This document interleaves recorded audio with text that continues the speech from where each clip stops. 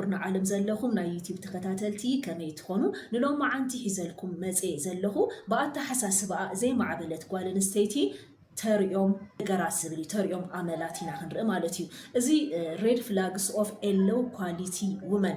ብዝብል ኣርእስቲ ዝቐረበ ጽሑፍ ዘቕርበልኩም ዘለኹ ማለት እዩ ስለዚ ከም ደቂ ኣንስትዮ መጠን ውሽጥና ቼክ ንክንገብር ዝጠቕመና እዩ ንኣወዳት ከዓ ንኣፍቃሪትኩም ንሰበይትኻ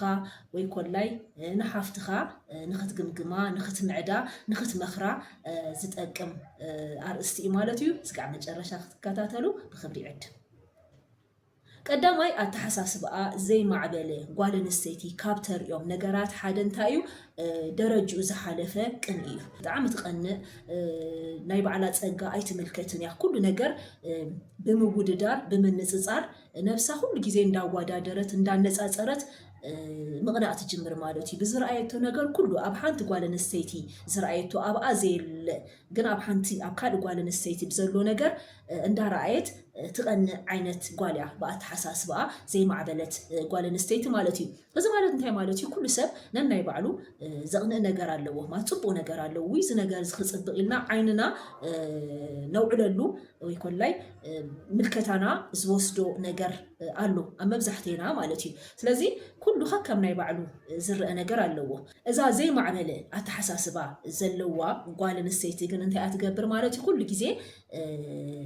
ነብሳ እንዳወዳደረት ፀጋ ኣይትቆፅርን እያ ኣብ ካልእ ሰብ ዘሎና ረኣየት መብዛሕትኡ ሓይላ ጉልበታን ኣብ ቅንኢ ተውዕል ጓል ኣንስተይቲ እያ ካብኡ ሓሊፋ እውን ንሰብኣያ እውን ነዚ ኣርኢኻ እያ ኣዛሪብካ እያ እንዳበለቱን ካብ ባዕላ ሓሊፋ እውን ሰብኣያ ብዝገብሮ ነገሩን ውሽጣ ንኽርበሽ ትገብር ዓይነት ጓል ኣንስተይቲ እያ ማለት እዩ ካልእ ብኣተሓሳስባኣ ዘይማዕበለት ጓል ኣንስተይቲ ትገብሮ ነገር እንታይ እዩ ሂወታ ብድራማ ዝተመልአ ትገብሮ ማለት እዩ ብድራማ ዝተመልአ ሂወት ክበሃል ከሎ እንታይ እዩ ኣክንዲ ሓቀኛ ሂወት ምንባር ትገብሮን ትነግሮን ነገር ኩሉ ድራማ ይኸውን መን ጎበዝ በለኒ መን ኣጨብጨበለይ መን ረኣየኒ ዓይነት ሂወት ይኸውን ስለዚ ኩሉ ግዜ እንታይ እዩ ውፅኢት ከምፅእ ዘይክእል ብድራማ ዝተመልአ ሂወት ትነብር ጓል ኣንስተይቲ እያ ዝብል ነገር እዩ ተቐሚጡ ዘሎ ጽሑፍ ማለት እዩ ካልእ ብኣተሓሳስባኣ ዘይማዕበለት ጓል ኣንስተይቲ ትገብሮ ነገር እንታይ እዩ ማቴርያሊስቲክ ዝኾነ ኣተሓሳስባ እዩ ዘለዋ ማለት እዩ ማቴርያሊስቲክ ዝኾነ ኣተሓሳስባ ማለት እንታይ ማለት እዩ ኩሉ ነገር ትትምኖ ብገንዘብ እዩ ዋጋ ክበሃል ከሎ ኩሉ ግዜ ብገንዘብ ኣይግመትን እዩ ናይ ሰላም ዋጋ ናይ ቅሳነት ዋጋ ናይ ጥዕና ዋጋ ብገንዘብ ኣይግመትን እዩ ግን እዚ ዘይማዕበለ ኣተሓሳስባ ዘለዋ ጓል ኣንስተይቲ ግን ኩሉ ነገር ንዋታዊ ዝኾነ ኣተሓሳስባ እዩ ዘለዋ በቃ ብገንዘብ እያ ትግምቶ ብገንዘብ እያ ትትምኖ ማለት እዩ እዞም ብገንዘብ ዘይትመኑ ነገራት ኣለው ግን ገንዘብ ከዓ ከምፅልካ ዝኽእሉ ሰላም ሕጂ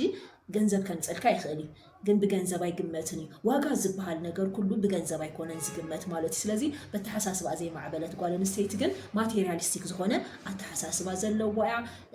ንዋታዊ ዝኾነ ኣተሓሳስባ ዘለዋ ጓል ኣንስተይቲ ኢሉ ኣብቲ ጽሑፍ ዝቐምጦ ማለት እዩ ካልእ ብኣተሓሳስባ ዘይማዕበለት ጓል ኣንስተይቲ ካብ ተሪኦም ነገራት እንታይ እዩ ምትላል ማኒፑሌት ምግባርን ምሕሳውን ማለት እዩ ዝኾነ ትደልዮ ነገር ንኽተሳኽዕ ወይ ኮላይ ዝኾነ ትደልዮ ነገር ንኽትፍፅም ንኽትግበረላ ትጥቀሞ ታክቲክ እንታይ እዩ ማኒፑሌት ምግባር ምትላል ምብካይ ክኸውን ይኽእል እዩ ምሕሳው ዝኾነ ነገራት ከሳኽዑ ኢላ ትሓስብ ብፃዕሪ ዘይኮነ ተሓስቦሳ ወይ ከምዚ ዓይነት ቃላት እንድሕር ተዛሪበ ከምዚ ዓይነት ገይረ እንድሕር ኣታሊለዮም ክሳኽዐለዩ ኢላ ትሓስብ ማለት ስለዚ እዚ ከዓ ካብ ምንታይ ዝተበገሰ ማለት እዩ ብኣተሓሳስባ ስለዘይማዕበለት ኩሉ ግዜ ሂወታ ኣብ ሓሶትን ኣብ ምትላልን ወይ ኮላይ ማኒፑሌት ኣብ ምግባር ዝተሞርከሰ ጓል ኣንስተይቲ እያ ማለት እዩ ካልእ ብኣተሓሳስባኣ ዘይማዕበለት ጓል ኣንስተይቲ ትገብሮ ነገር እንታይ እዩ ሓላፍነት ኣይትወስድን እያ ንሂወታ ሓላፍነት ኣይትወስድን እያ ማለት ዝኾነ ኣብ ዝኾነ ሰብ ተሞርኪሰ ክገብሮ እያ ትብል ኮላይ ንትፍፅሞም ጌጋታት ብሰንኪ እከለ እዩ ዝብል ቃል ኩሉ ግዜ ተዘውትር ማለት እዩ ጌጋታታ ባዕላ ኣሚና ክትፈትሖም እንዳኸኣለት ብሰንኪ እከለ እየ ከምዚ ኮይነ ኢላ ንሂወታ ሓላፍነት ዘይትወስድ ጓል ኣንስተይቲ እያ ካልእ ከዓ እንታይ እዩ ኣኽብሩኒ ባህሊት እያ ማለት እዚ ማለት እንታይ ማለት እዩ ምንም ዓይነት ፃዕሪ ከይገበረት ኣኽብሩኒ ዝኾነ ስፔሻል ትሪትመንት ክግበረለይ ኣለዎ ትብል ዓይነት ጓል ኣንስተይቲ እያ ክብሪ ሂብካ ኢኻ ትረኽቦ ወይ ኮላይ ካብ ሰብ ተዘይረኸብካዮ ነብስኻ ተኸቢርካ እውን ባዕልኻ እኹል እዩ እዛ ብኣተሓሳስባ ዘይበሰለት ጓል ኣንስተይቲ ግን ቀዳማይ ነገር ሰብ ኣይተኽብርን እያ ሰብ ከይኽበረት ከዓ ንዓይ ግን ኣኽብሩኒ ስፔሻል ትሪትመንት ግበሩለይ ትብል ዓይነት ጓል ኣንስተይቲ እያ ካልእ ከዓ እንታይ እዩ ብኣተሓሳስባኣ ዘይማዕበለት ጓል ኣንስተይቲ ተርእዮ ነገር እንታይ እዩ ኩሉ ግዜ በደሉኒ ብሰብ ተበዲለ ብሰብ ተጎዲኤ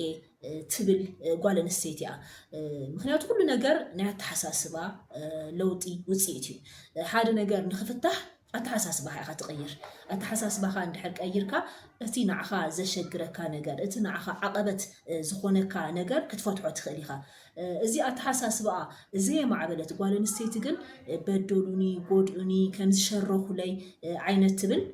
ጓል ኣንስተይቲ እያ ማለት እዩ ስለዚ ነብሳ ክተኽብር መሰላ ክተኽብር እንዳኸኣለት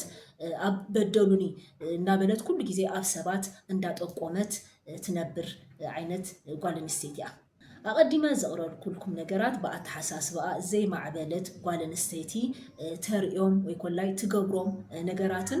ልምድታትን እዮም ኣብ ቀጻላይ ቪድዮ ከዓ ብኣተሓሳስባኣ ዝማዕበለት ጓል ኣንስተይቲ